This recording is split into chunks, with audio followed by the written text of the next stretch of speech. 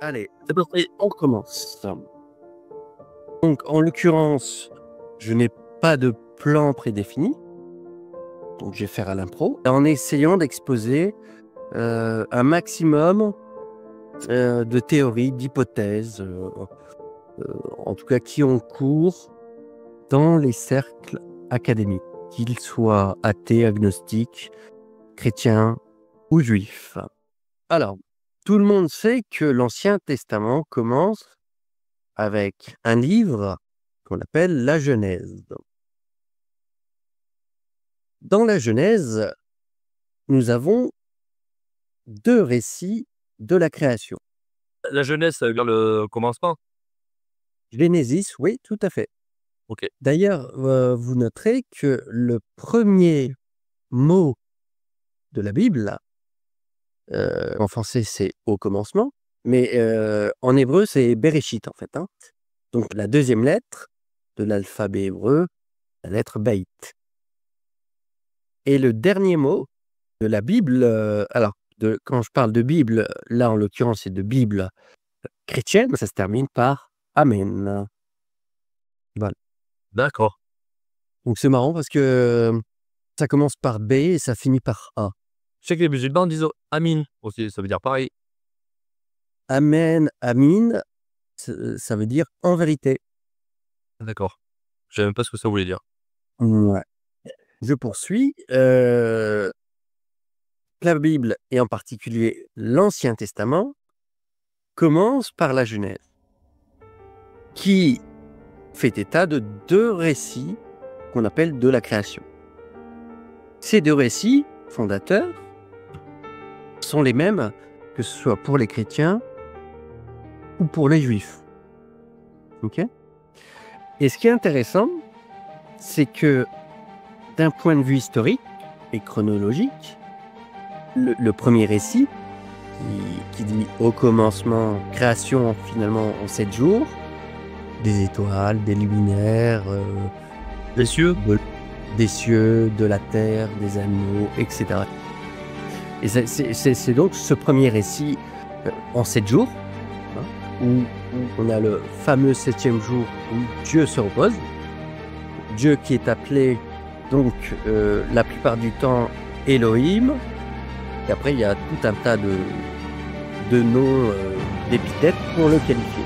Mais dans la Genèse en particulier, c'est Elohim. Et donc, je reviens sur ces 2 récits. C'est que d'un point de vue chronologique, le récit le plus ancien, c'est le 2e récit. Le 2e récit, c'est celui qui met en jeu le fameux serpent et l'arbre au milieu du jardin, dans le jardin d'Éden. Ce 2e récit est complémentaire, mais il est plus ancien. Voilà. Ce qu'on sait d'un point de Comment on sait qu'il est plus ancien? Comment on a fait? tu veux dire en termes de datation? C'est simplement le consensus académique, hein, qui dit ça. Mmh. Pourquoi on sait à peu près avec certitude que le 2e récit est plus ancien? C'est parce qu'on retrouve ce 2e récit, OK, dans un texte encore plus ancien, un texte mésopotamien. On retrouve le 2e récit, mais pas le premier dans ce texte ancien-là, c'est ça? Je comprends, c'est logique. Ouais, comment? On le retrouve pas, mot pour mot, hein. Il y a eu une évolution, des variations. Donc ça, c'est pour la partie Genèse. Mais souvent dans l'inconscient collectif, quand on pense à Genèse, on pense à Adam et Ève, la tentation du serpent, l'expulsion du jardin d'Éden. Et puis comme je le disais avant, cette fameuse création du tout, d'ailleurs en 6 jours, et le fameux 7e jour, il est dit, et Dieu se repose. Les juifs, ils disent pas Shabbat? C'est le Shabbat, c'est le 7e jour, le jour du repos, et chez les juifs, ça commence le vendredi soir et ça se termine le samedi soir. Selon la tradition biblique, ouais. Voilà. En référence d'ailleurs, donc à ce récit de la création et à l'Exode, c'est-à-dire la sortie du peuple juif d'exil, l'épisode avec les 40 ans dans le désert, en fait. Oui, oui. Oui, effectivement, c'est le Shabbat ou Sabbat. Parce que, ouais, ça c'est pareil, c'est que les lettres hébraïques ne se prononcent pas à la française. Je prends un exemple très simple. Par exemple, je disais Machiar, c'est pas un R à la fin, c'est CH, mais CH se prononce R. Voilà. Ouais, c'est pas l'alphabet latin, quoi. Non, pas du tout. Oui. Comme l'alphabet cyrillique, peu la même prononciation. Voilà, c'est un peu le même principe. Je reprends sur la Genèse, 2 récits de la création que tout le monde connaît et pour autant, dans la Genèse, il y a bien plus que ces 2 récits de la création. Il y a notamment l'histoire du premier patriarche, à savoir Abraham. C'est le premier patriarche, tant chez les Juifs que chez les chrétiens.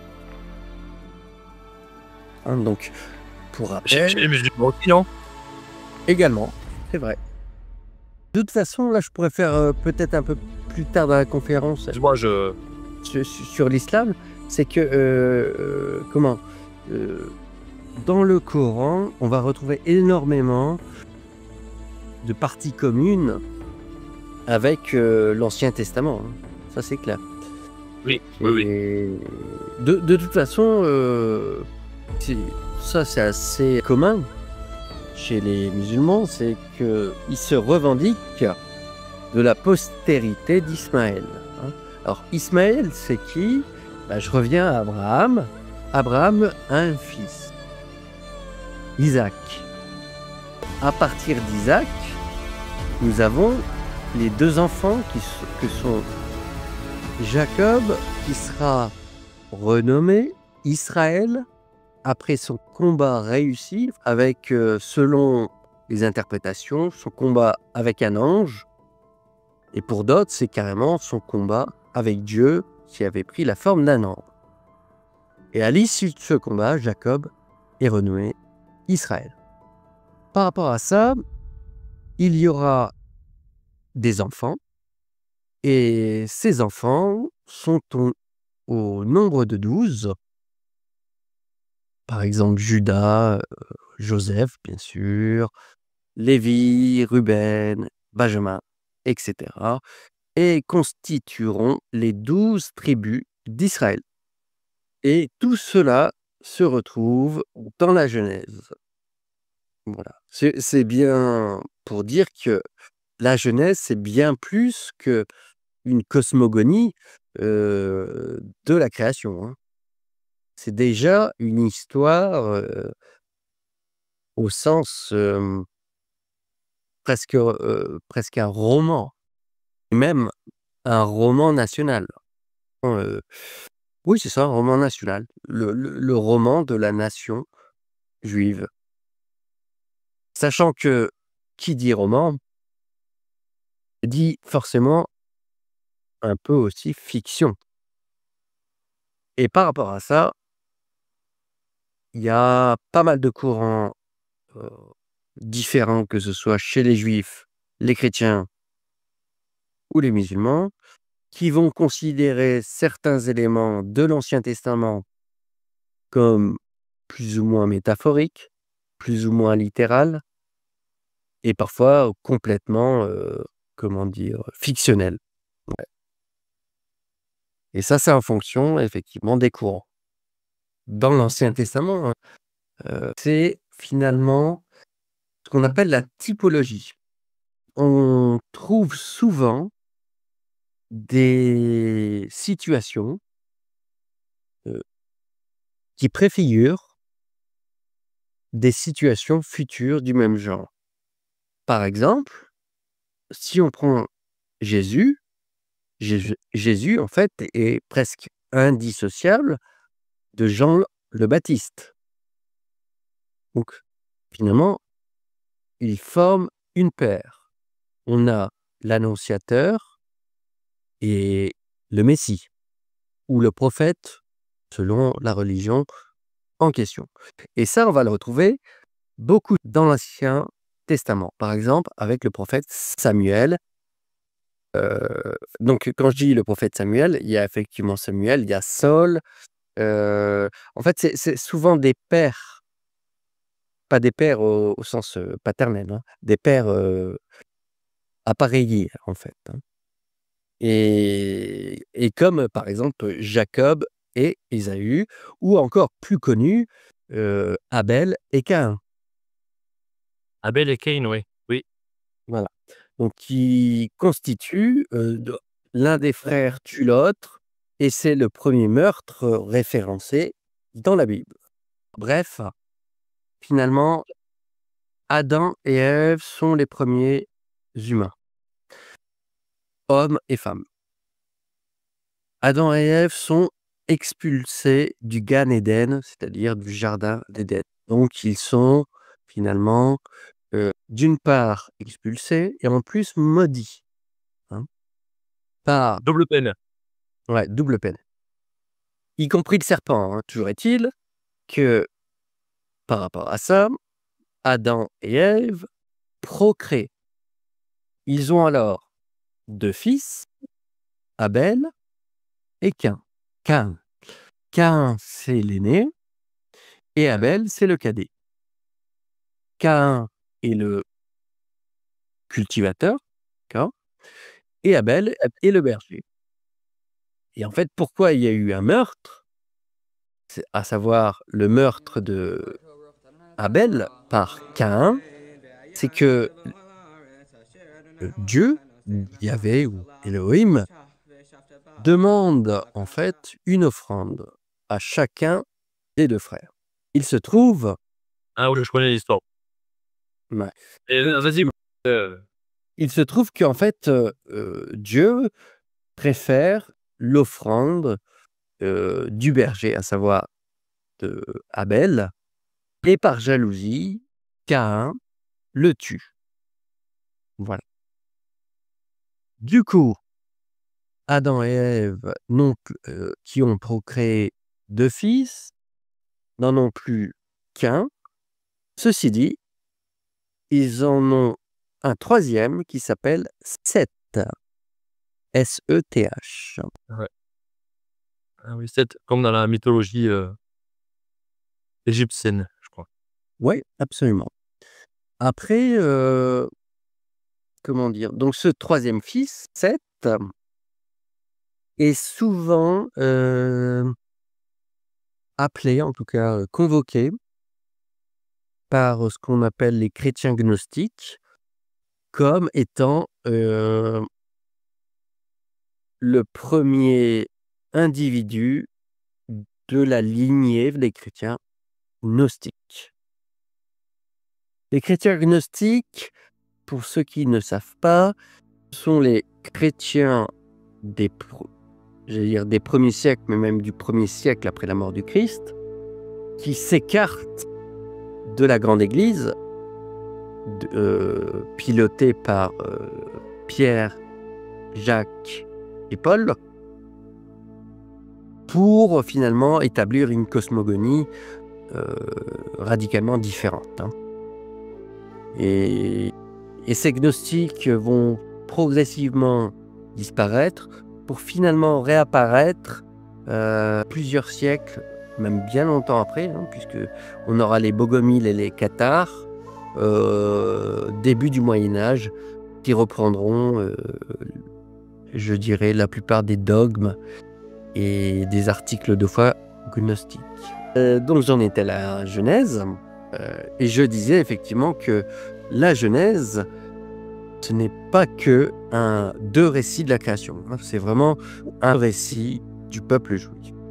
Dans l'Ancien Testament, le nombre de livres et l'ordonnancement de ces livres varie selon la religion ou le courant religieux, que ce soit juifs, chrétiens, catholiques, orthodoxes, protestants, etc. Voilà. Il faut juste retenir que chez les juifs, ce qu'on appelle la Torah, ce sont les 5 premiers livres de l'Ancien Testament. Après, comme je vous l'évoquais, l'Ancien Testament, selon la religion et la branche religieuse, comporte plus ou moins de livres. Ah oui, petit aparté, ces 5 livres, chez les Hébreux, donc comme je l'ai dit, c'est la Torah, et chez les chrétiens, c'est le Pentateuque. Voilà. Pour ce qui est de l'Ancien Testament en tant que tel, on appelle ça chez les Hébreux le Tanakh, et il contient 24 livres. Chez les protestants, nous avons 39 livres, et chez les catholiques, nous avons même 46 livres. Ok, d'accord. Et il y en a des très peu, c'est ça? Il y a effectivement, par exemple, le livre de Michée, qui fait une page, Sophonie aussi, pareil, une page. Ah, j'ai une page et demie. Absolument. Donc, nous avons vu la Genèse, autrement dit, que commence l'Ancien Testament, mais nous n'avons pas encore vu la manière dont il se termine. L'Ancien Testament se termine en fonction des religions sur des livres différents. Avec la venue du Christ, chez les chrétiens, le dernier livre de l'Ancien Testament n'est pas le même que chez les Juifs. Chez les Juifs, le dernier livre de l'Ancien Testament annonce finalement le retour à Jérusalem. À cette époque, c'est ce qu'on appelle la diaspora. Ah oui. On dit la dispersion. Et du coup, ce dernier livre, c'est Chronique. Il y a 2 livres, hein. Il y a Chronique 1, Chronique 2, et à la fin de Chronique, c'est un appel prophétique du peuple juif à revenir sur la terre promise qui est Israël, et plus particulièrement Jérusalem. Quant aux chrétiens, le dernier livre de l'Ancien Testament, c'est le livre du prophète Malachie. Voilà. Il raconte quoi? Alors Malachie, en fait, c'est un livre prophétique dans le sens où il annonce la venue du Mashiach. Ah, d'accord. Et un livre que j'aime particulièrement, c'est le livre de la sagesse, qui est attribué à Salomon, mais on sait très bien que c'est pas Salomon qui l'a écrit. Ce livre de la sagesse n'apparaît que chez les catholiques. Voilà. Et on y apprend quoi dans ce livre de la sagesse?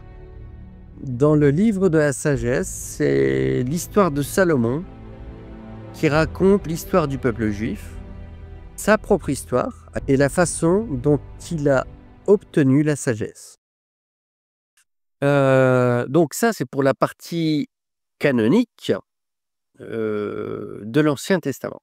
Là, on va attaquer quelque chose de plus polémique, à savoir comment et qui a écrit l'Ancien Testament. Et à ce niveau-là, il y a pas mal d'hypothèses. Ok, on n'a pas de réponse claire. Absolument. Les hypothèses qui sont concurrentes. Ouais. À ce niveau-là, c'est une question de croyance, hein. Sachant que une étude attentive de l'Ancien Testament met en exergue de nombreuses incohérences. Quand je parle d'incohérence, c'est-à-dire que, par exemple, d'un livre à l'autre, on peut retrouver un même personnage. Il a les cheveux blonds ou il a le roux dans l'autre. Voilà. Ou il a 42 ans quand il est Pisopram, voilà. Ou il a régné 21 ans, puis dans un autre livre, c'est 50. Enfin bref, ce genre de choses.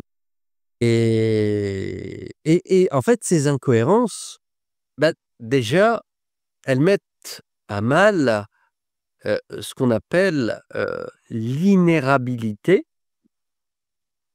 de la Bible ou l'inérabilité de l'Ancien Testament. À savoir que c'est un terme qui veut dire que ces textes sacrés sont inspirés de Dieu et sont surtout sans erreur. Hmm. Il faut savoir Oui, on que pourrait considérer ça comme une erreur s'il y avait un seul auteur qui écrivait ces deux livres-là. Celui où est-ce qu'on le gars a deux bras, puis celui où est-ce que le gars a un bras, par exemple. C'est ça? oui, Non, plutôt, j'aime bien l'exemple, il s'est marié à 42 ans, puis non, l'autre dit il s'est marié à 30 ans. Quoi. j'allais dire ça s'explique finalement très simplement. Il faut pas oublier que l'Ancien Testament jusqu'au Nouveau Testament qui nous sont parvenus il y a plus de 3000 ans, hein, de recopies, de transmission. Et comme tout le monde sait, aucun homme n'est infaillible. Tout à fait. Et donc, les scribes, en l'occurrence, qui sont chargés de recopier les textes sacrés, eh bien forcément font des erreurs.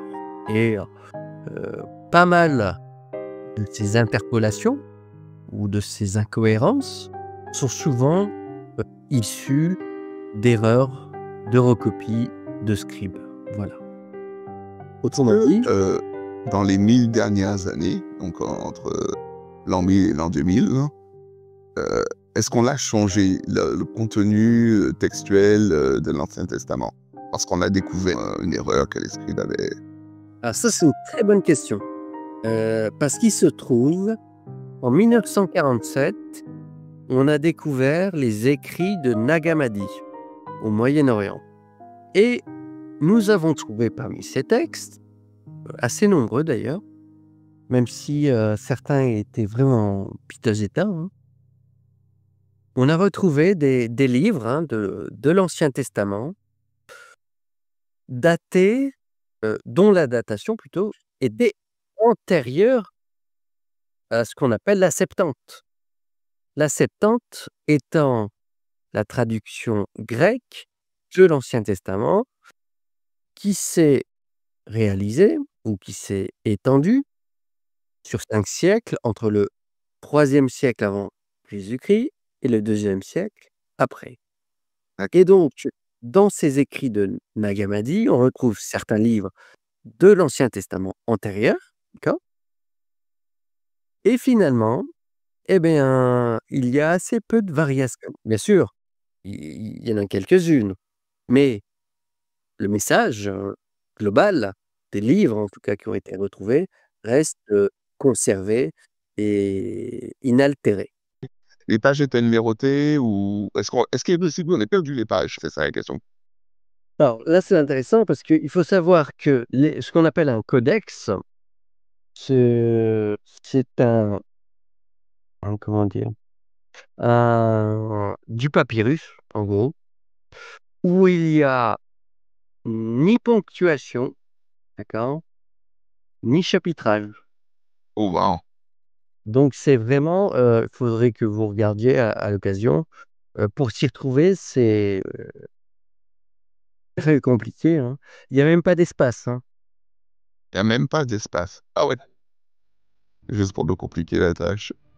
Ouais. Ah non, c'est assez Et fou. on reconnaît les mots de l'évangile d'après sur le papyrus. Ah ouais, bien sûr. Voilà. Est-ce qu'on peut pas dire que le scribe, il s'est pas fait chier de copier la portion manquante? Non, c'est pas parce que le problème, enfin c'est que, par exemple, dans le cadre de la péricope de la femme adultère, c'est pas qu'on l'a pas retrouvé que sur un exemplaire, mais sur plein d'exemplaires. Ah, il y en a plusieurs scribes qui auraient été lâches, et donc ça, c'est... Ok, je comprends. Ouais, c'est improbable. Pour la résurrection de Jésus, ça aussi, il y en avait plein? C'est pareil. Ok, d'accord, c'est pas juste un seul tome retrouvé, on en a trouvé plusieurs. Ok, ça, je comprends mieux. Donc revenons à l'Ancien Testament. Donc, qui l'a écrit? Comment ça a été écrit? Bon, il faut savoir que selon la tradition, qu'elle soit hébraïque ou chrétienne, le Pentateuque, donc les 5 premiers livres, Deutéronome, Lévitique, Genèse, etc., c'est censé avoir été écrit par Moïse. Car Moïse qui reçoit les tables de la loi, les 10 commandements, etc. Bon. Eh bien, il se trouve que ce fameux Moïse est capable de commenter sa propre mort. C'est louche.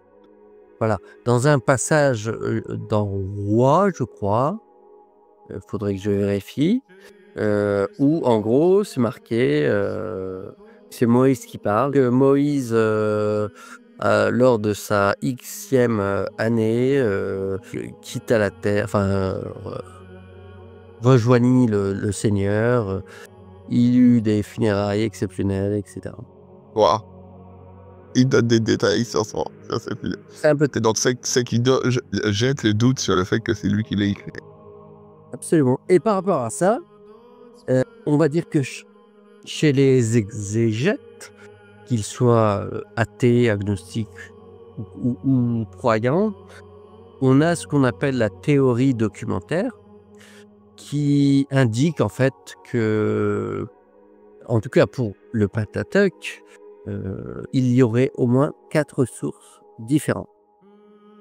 C'est pas fini, hein, parce que On en a 40. dans un Non, on a fait que les 5 premiers. ouais, dans un autre passage, on a un roi qui s'appelle Josias, qui retrouve en fait, quelque part dans le sous-sol du temple, la loi mosaïque, enfin, ce qu'on va appeler le livre de la loi. Et ça, c'est écrit noir sur blanc dans la Bible, hein, dans l'Ancien Testament.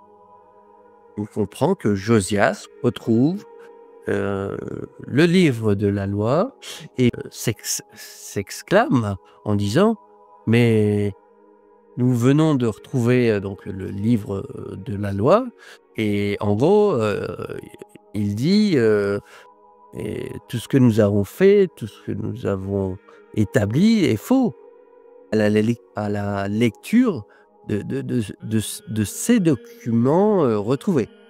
Et Voilà. il est avant ou après Moïse? Josias, Ouais, après Moïse, après Moïse, ok. quelque part autour de moins 600, moins 600, moins 700, quoi. Mais c'est proche de Moïse, hein, enfin proche, ça dépend ce qu'on appelle proche, hein. Je crois que Moïse, on est entre... le problème, c'est qu'il n'y a pas de... Déjà, il faut savoir que Moïse, pour certains, c'est un personnage qui n'a jamais existé. Personnage fictif, ouais. Donc déjà, là, c'est un peu mal barré. Alors, pour le dater, c'est très compliqué, quoi. On peut dater le texte qui parle de lui. Le texte qui parle de lui prédate. On a des copies plus anciennes que le texte qui parle de Josué. Josias. Josias, pas Josué. Ouais, parce que comment? Josué, en fait, c'est un autre personnage Ah. contemporain de Ésaïe, contemporain de David, enfin, toute cette époque-là. Et dans le livre de Josué, c'est globalement un personnage qui va faire beaucoup de conquêtes. Voilà. Donc, qui va mener beaucoup de guerres au nom de Dieu. Voilà.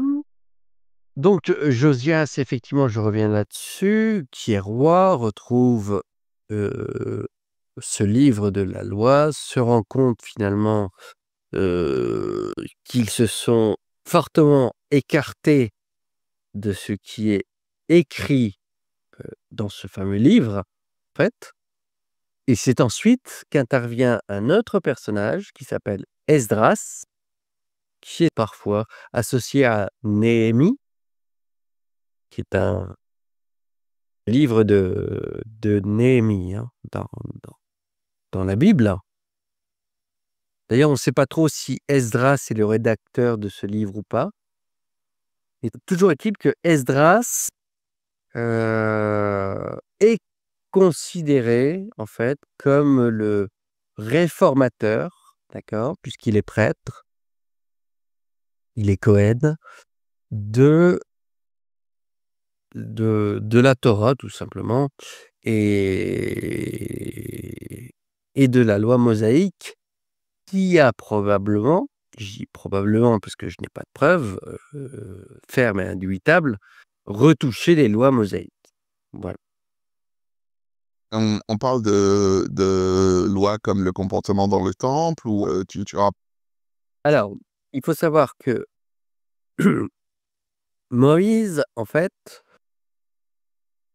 il a légué le décalogue.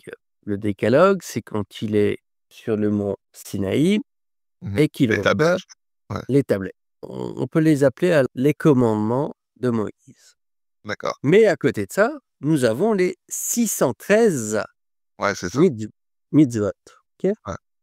C'est eux qui ont Donc, été codifiés. voilà. Ah, ok, d'accord. Et qu'on retrouve notamment dans le Lévitique et le Deutéronome. Les juges, je pense, si je me souviens bien, ils croient que c'est Moïse qui a écrit ces 613 lois.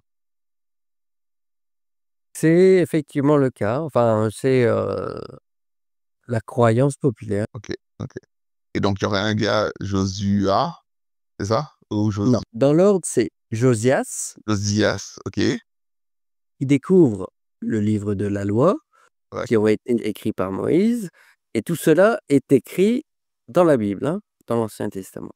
Et Josias, lui, il voit les 650 lois. Enfin, 613 lois. Voilà. Donc, Et, c'est pas et trop. il dit, on s'est trompé. Voilà. Et par rapport à ça, Esdras, qui lui succède, Mhm. dit on va Il a changé ça. réformer, voilà, Ouais. on va réformer tout ça. Ok, ok, ok. Donc, le mec, il fait des changements sur les 613 lois, mais il en garde toujours 613 ou il en rajoute, il fait quoi comme changement? Ouais, oui, parce qu'on n'a pas de documentation finalement par rapport à ça. D'accord, d'accord.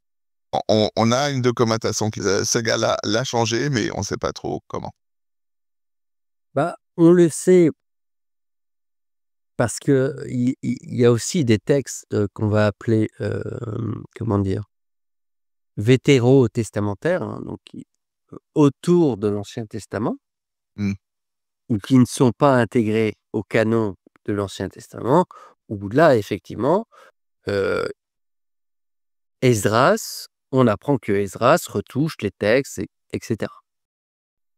Donc, est-ce que ça veut dire que demain ou dans 50 ans, on peut retrouver éventuellement un document qu'on relie à ce personnage-là et qu'on dit, ben voici les lois que les Juifs doivent suivre maintenant? C'est tout à fait possible, hein, bien sûr. Ok. C'est dans le domaine des possibilités. Ok, d'accord. Par exemple, un philosophe très connu, Spinoza, qui était juif, hein, avait étudié justement cette histoire-là. Et selon lui, en tout cas, il rejette l'idée qu'en fait, ce soit Moïse qui ait écrit le Pentateuque, carrément. Et pour lui, c'est vraiment Esdras qui est le véritable auteur de l'histoire du peuple hébreu. Et donc, ça va de la Genèse au second livre des rois.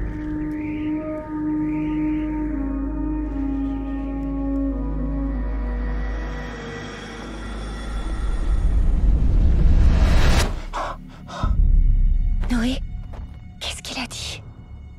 Il va détruire le monde. Cela ne peut-il être évité? L'homme a corrompu ce monde. Il l'a rempli de violence. Nous devons disparaître. Un grand déluge approche. Nous allons construire une arche pour recueillir les innocents. Mère! Qu'est-ce qu'il y a? Là! Qu'est-ce que tu veux? Tu pensais vraiment que tu pouvais te protéger de moi là-dedans? Ce n'est pas de toi que cela protège. J'ai des hommes avec moi. Et toi, tu es seul et tu me défies? Je ne suis pas seul. Quand ils viendront, ils seront prêts à tout et ils seront nombreux.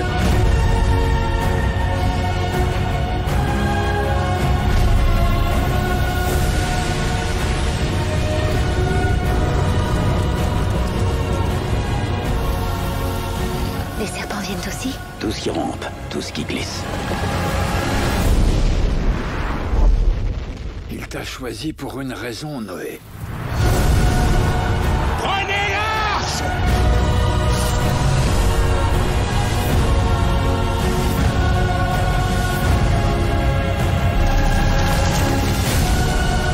La décision est entre tes mains, Noé. Ça commence.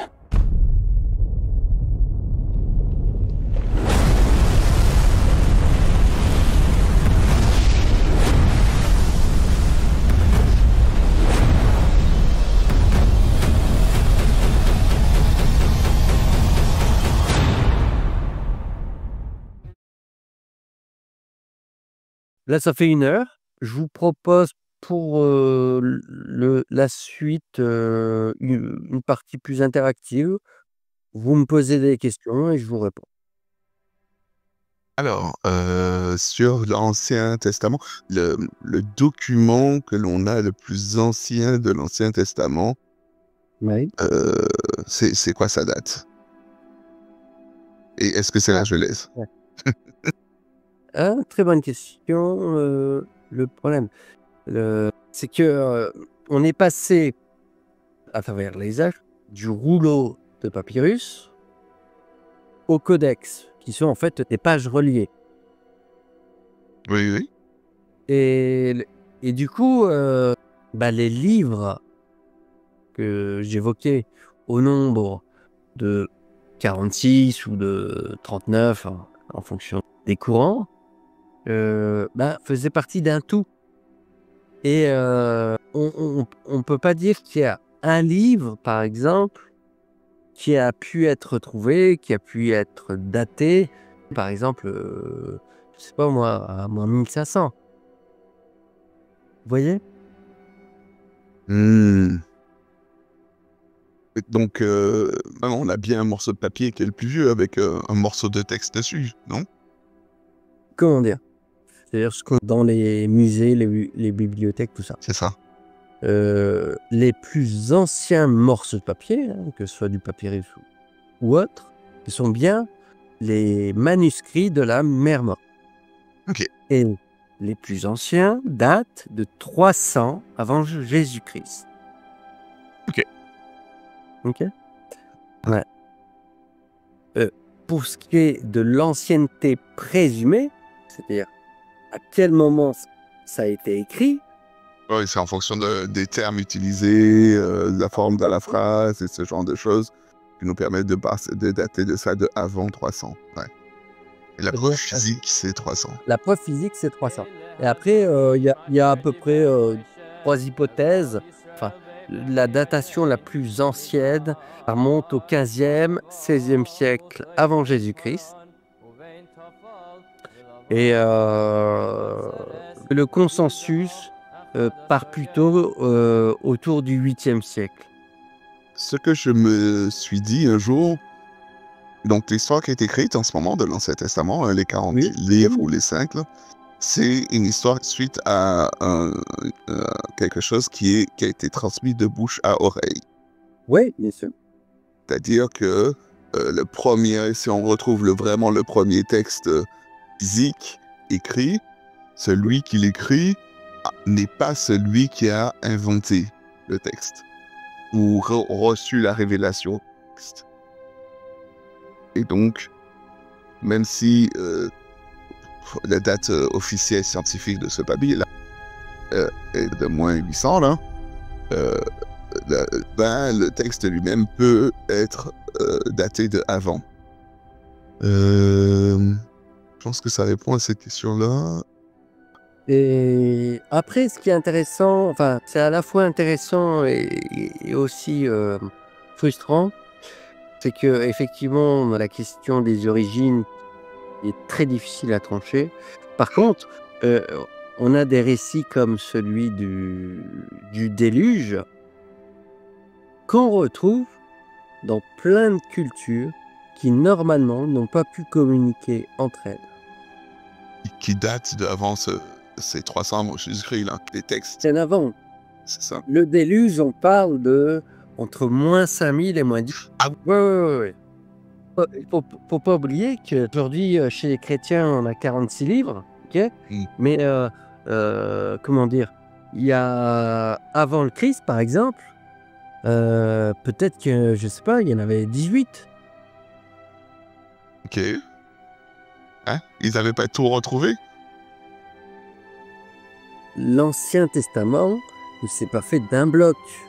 Il a été... Parce qu'au fur et à mesure, ça s'est écrit. Mais les histoires ont toutes été écrites par une année. Ouais, c'est au fur et à mesure. Puis, parfois, selon les communautés, le chef de la communauté va dire tel texte, on l'intègre ou pas. Ouais. Au canon.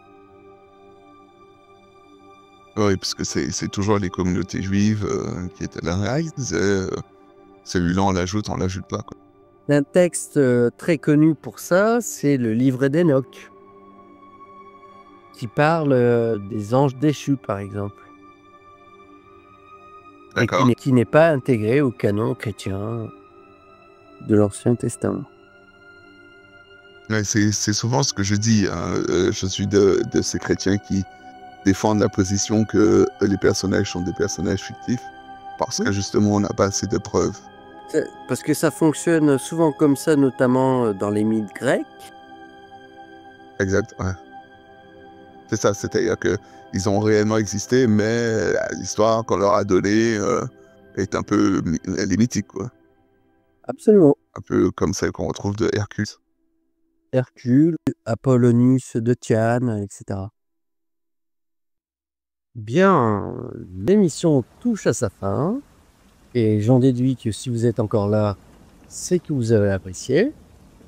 Je m'excuse d'avance pour les quelques erreurs que j'ai pu glisser ici et là, puisque ça a été fait, cette conférence a été enregistrée dans les conditions du direct sur le serveur Scholasticus, pour être précis, un serveur Discord que je vous conseille. Merci à vous d'avoir tenu le choc, et je suis sûr que vous pouvez même mettre un petit pouce bleu, vous abonner si ce n'est pas déjà fait, et pourquoi pas donner un petit tip via Tipeee si vous voulez vraiment supporter mon travail. Je vous dis à très bientôt.